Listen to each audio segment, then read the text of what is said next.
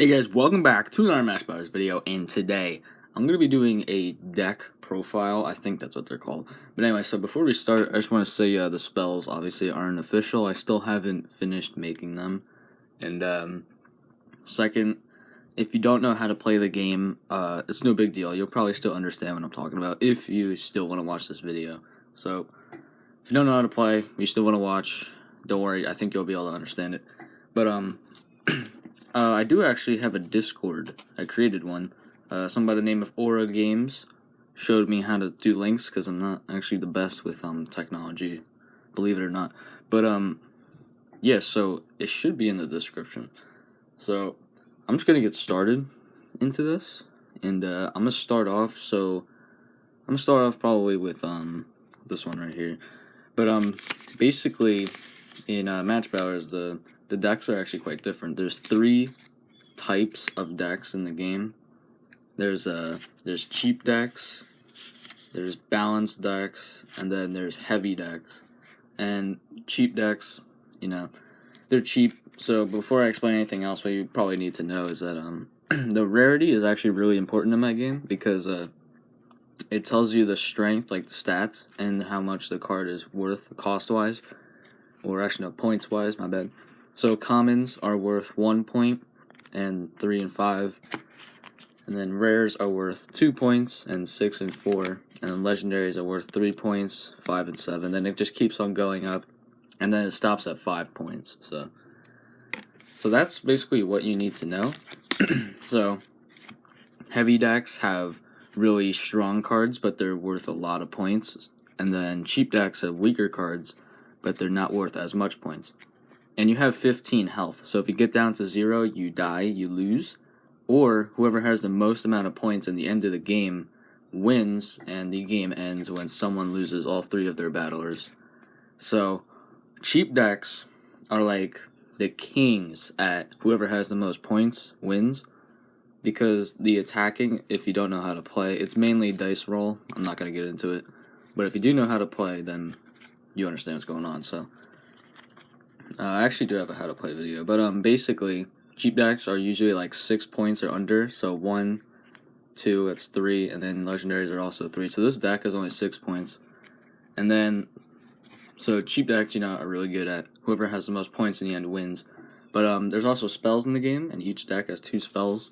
And obviously spells that work. This is the only official one I have. I'm sorry guys, I'm making it harder on you. But anyway, so the main spells that are good with cheap decks are spells that boost their power. So Crystal Blade, plus 4 power to one of your battlers for 1 turn, and it has 3 uses.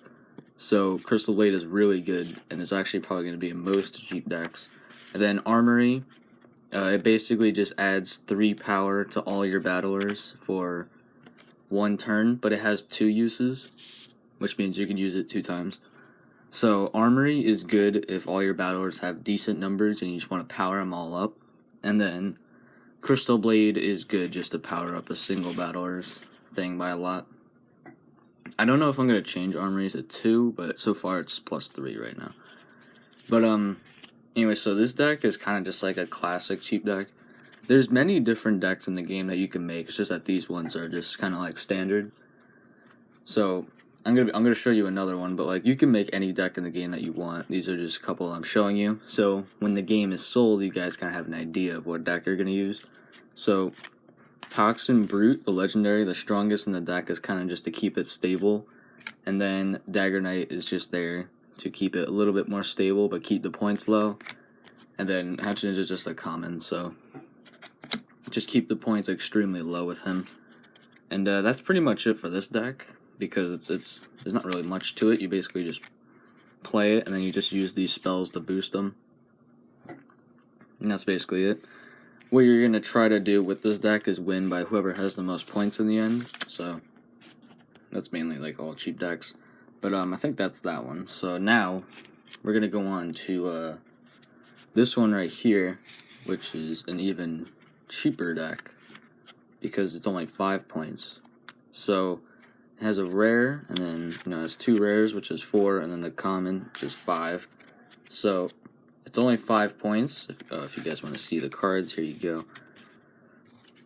And the spells in this one are Crystal Blade again, and then Tree of Life. And Tree of Life adds 3 points to your health, like to your 15 health. So this deck is really good in keeping whoever has the most points in the end wins, because you can, heal with the battlers attacking with the effect dice, and then use the Tree of Life to heal even more. The only problem with cheap decks, though, is that they're weak. So if they go up against any other decks, there's probably no way you're going to be able to beat them. I mean, there is, because it's all dice roll. Like, I've had a time where this deck actually beat a heavy deck pretty easily. But, so if you guys are thinking that heavy decks are just, like, the best, because they're the strongest cards, and they get good attacks, which means you get the effect dice more, and the effect dice can damage your opponent and heal you. So it's really, like, heavy decks are the best decks in the game, but you can die in one turn, because I played many times where I won in one turn because the cards are just so heavy that when they die, you lose so many points. But, yeah, it's pretty much it for this one. You just kind of use your cards, cheap cards, you power them up with Crystal Blade, and then use Tree of Life. Also, you're only allowed to use one spell per turn, so I don't really know if that's going to help you guys understand anything, but that's kind of it for that deck. But once we get on to this deck right here, this deck's actually a bit different. So I wouldn't really say this one's exactly like a cheap deck, but it has a rare, a common, and then a duo. And duos are like the biggest cards in the game. So they have 7 and 9, and they're worth 5 points. So this is the same as Metal Rare, also, which is the highest rarity. But this deck technically is not a cheap deck, and the spell, the other spell could be any spell in the game. It doesn't matter. I would say probably Crystal Blade's good because it's good in every single deck. So, or even Tree of Life. But Blood Forest. This is an insane spell. So what it does is that you can do 1 damage to all the battlers on the board, including yours. So all 6 battlers of your opponents and yours, you can do 1 damage to them. So this spell, if you haven't seen my most recent battle video, because I only have 3 of them out right now, my cousin who was battling me actually used, I think, this exact deck. I think. Yeah, he did. Yeah, he used this exact deck. Not this exact one, but he had a duo, a rare, and a common.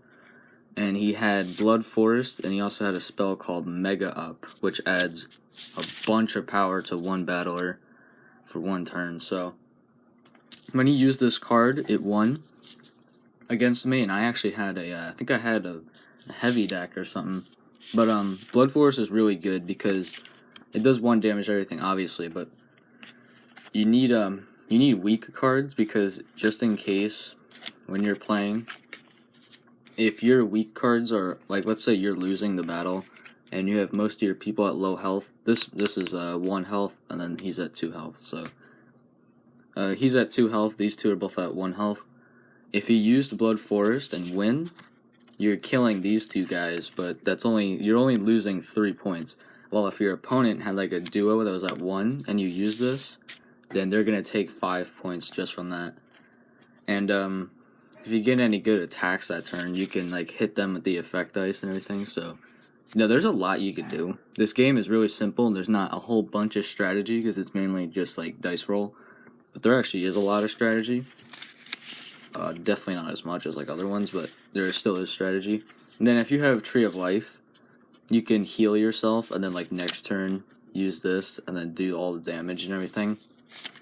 So there's a lot you could do with cheap decks, but I think it's gonna have to sum it for this video. I'm just gonna like explain everything again really shortly.